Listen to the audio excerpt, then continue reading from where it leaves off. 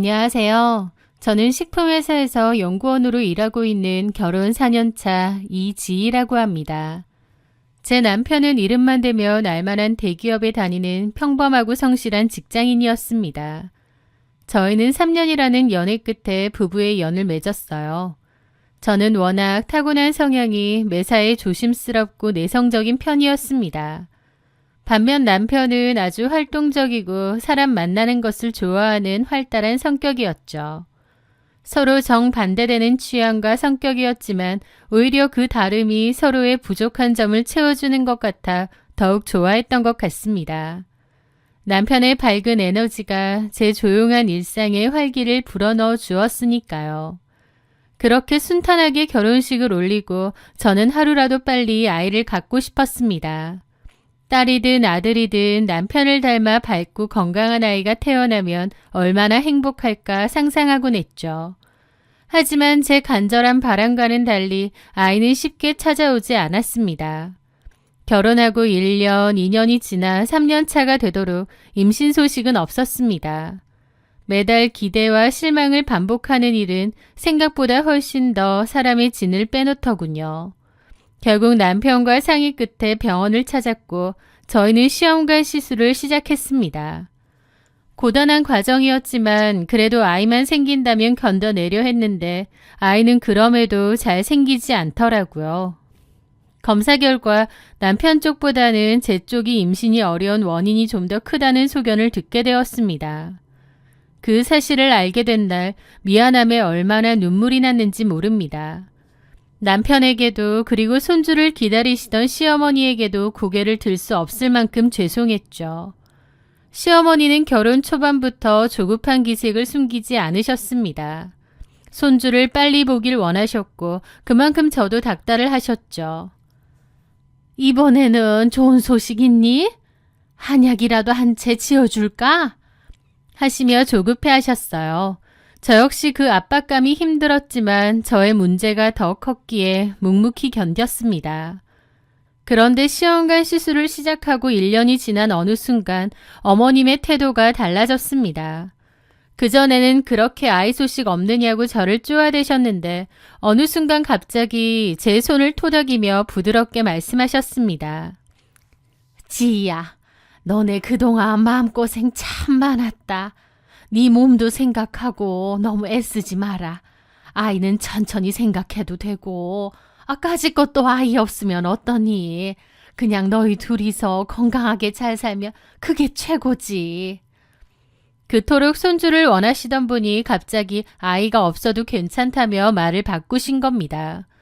저는 내심 의아하기도 했지만 한편으로는 어머님이 제 힘든 상황을 이해해 주시는 것 같아 눈물이 날 만큼 감사하기도 했습니다. 그리고 남편 역시 마찬가지였습니다. 시술에 실패하고 좌절하는 저를 안아주며 그러더라고요. 지야, 괜찮아. 나 진짜 애 없어도 돼. 네가 이렇게 힘들어하는 거 보는 게 난 더 괴로워. 우리 그냥 둘이서 여행이나 다니면서 재밌게 살자. 그 말들이 당시 제게는 얼마나 큰 위로가 되었는지 모릅니다. 무거운 짐을 내려주려는 노력 같아 보였죠. 그런데 그 무렵부터 남편은 주말마다 시어머니를 따라 보육원으로 봉사활동을 다니기 시작했습니다. 어머님이 다니시는 절에서 주기적으로 가는 봉사였는데 남편은 제게 당신은 평일 내내 일하고 병원 다니느라 피곤하니까 주말엔 집에서 푹 쉬어. 내가 엄마 모시고 다녀올게. 라며 저를 배려해 주었습니다. 저는 그런 남편의 착한 심성에 또 한 번 고마움을 느꼈죠. 그런데 어느 주말 오후의 일이었습니다. 그날따라 남편은 봉사활동을 일찍 마치고 집에 돌아와 있었습니다. 저는 미용실에 갔다가 친구를 보러 가기로 했는데 약속이 취소되면서 그냥 집에 오게 되었어요. 예상보다 일찍 귀가해 현관문 비밀번호를 누르고 들어섰죠. 그런데 집안은 조용했고 남편은 방 안에서 게임을 하더라고요. 남편의 취미는 컴퓨터 게임이었습니다. 늘 헤드셋을 끼고 하거나 스피커폰으로 켜두고 지인들과 대화를 하며 게임을 하곤 했죠. 제가 온 줄도 모르나 보더라고요. 그냥 게임하게 냅두자 싶었는데 마침 방틈 사이로 남편의 목소리가 들려왔습니다. 남편은 제가 집에 온 줄 모르고 통화를 했죠. 통화 상대는 김해에 살고 있는 시누이였습니다. 원래 남매 사이가 좋은 편이긴 했지만 멀리 살아 1년에 몇 번 보지 못하고 가끔 안부 전화만 하던 사이였죠. 게임의 타격음 사이로 신우의 목소리가 스피커폰을 통해 들렸습니다. 병원 갔는데 또 임신 안 됐다며? 언니 실망이 엄청 크겠다. 순간 제 얘기가 나오길래 우뚝 멈췄습니다. 엄마 말론 병원에서 언니 문제가 더 크다고 했다며? 그렇다네. 그런데 남편이 무심하게 뒤앰말을 내뱉는 거예요. 나한테는 너무 다행인 거지. 그 짧은 문장이 귓가에 꽂히는 순간 저는 심장이 쿵 내려앉았습니다. 다행이라니?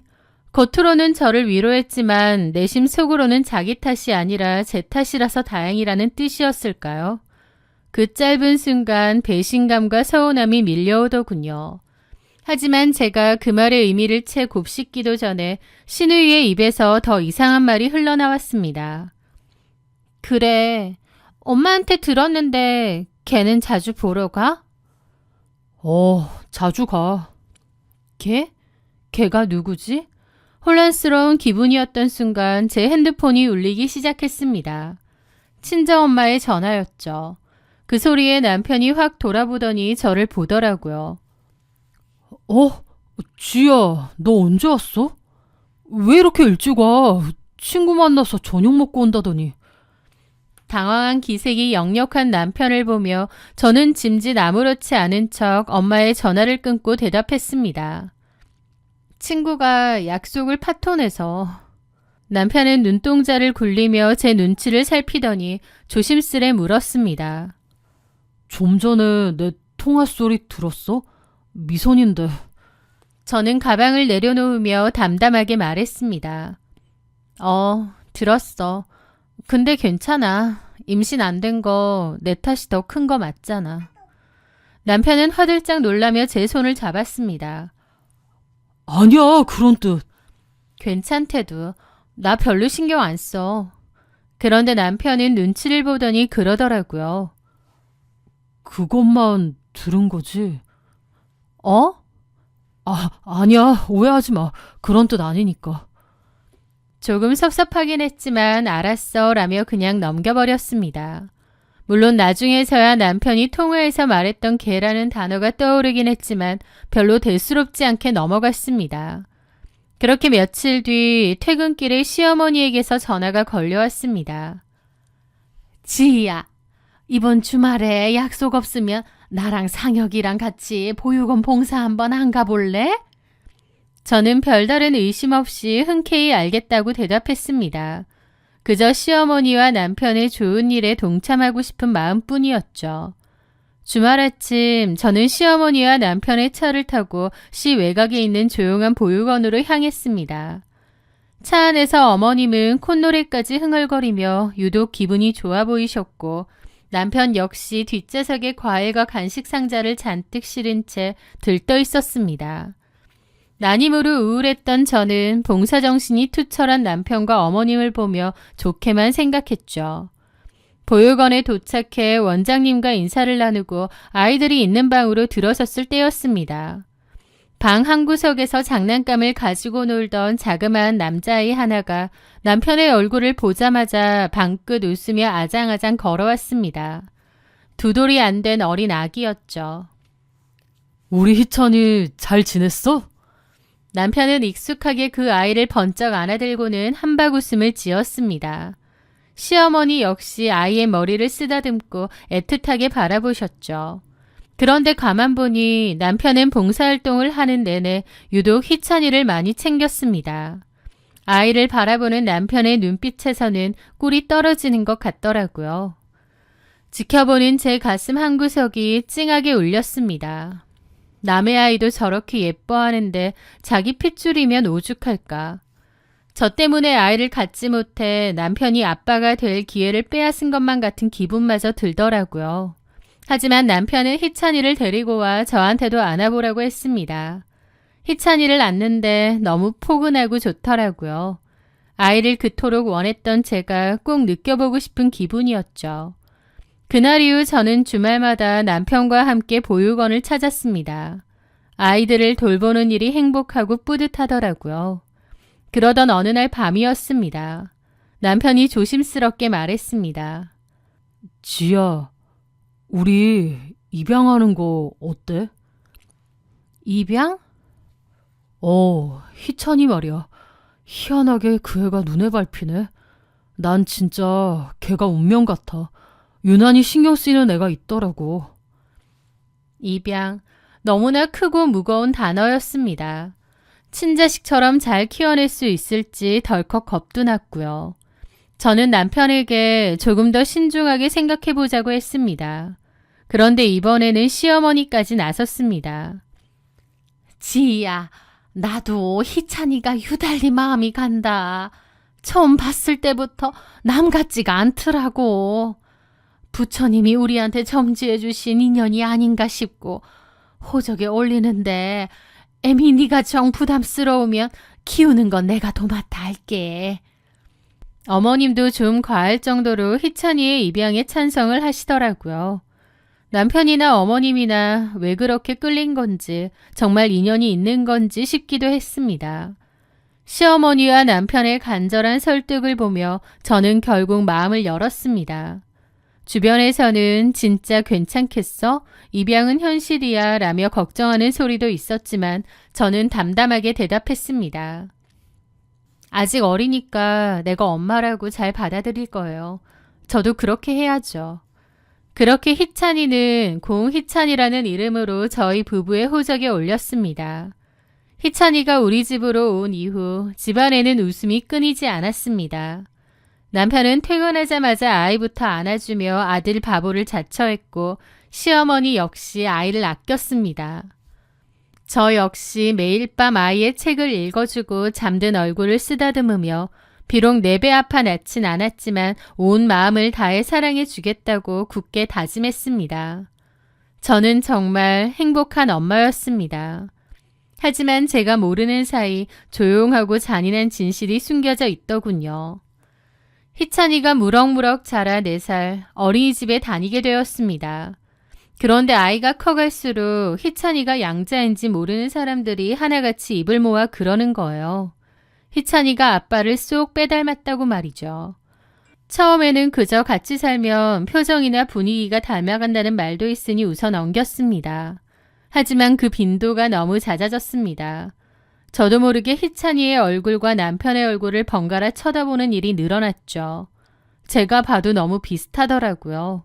어쨌든 피 한 방울 안 섞였는데 어떻게 골격이나 귀 모양까지 이렇게 똑같이 생길 수가 있지? 그 막연한 의구심이 의심으로 바뀌게 된 결정적인 계기는 김해에 살던 시누이가 저희 집을 방문했던 날이었습니다. 시누이에게는 희찬이보다 2살 많은 아들이 하나 있어요. 그렇게 시누이네 가족이 놀러와 거실에서 장난감을 가지고 놀고 있을 때였습니다. 저는 나란히 앉아 블록을 맞추고 있는 2 아이의 옆모습을 보고 그 자리에 얼어붙고 말았습니다. 눈매, 콧대, 심지어 분위기까지 2 아이는 친형제라고 해도 믿을 만큼 기묘하게 닮아 있었던 거예요.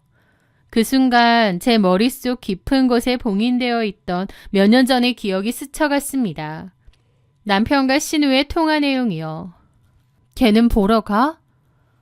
한 번씩 보러 가. 그리고 입양이 결정되던 날 남편이 제게 했던 말. 난 진짜 걔가 운명 같아. 내 인연 같아. 우연이라고 치부하기엔 모든 퍼즐 조각이 너무나도 소름 끼치더라고요. 그날 밤 시누이네가 돌아가고 남편과 아이가 잠든 것을 확인한 저는 조용히 화장실로 들어갔습니다.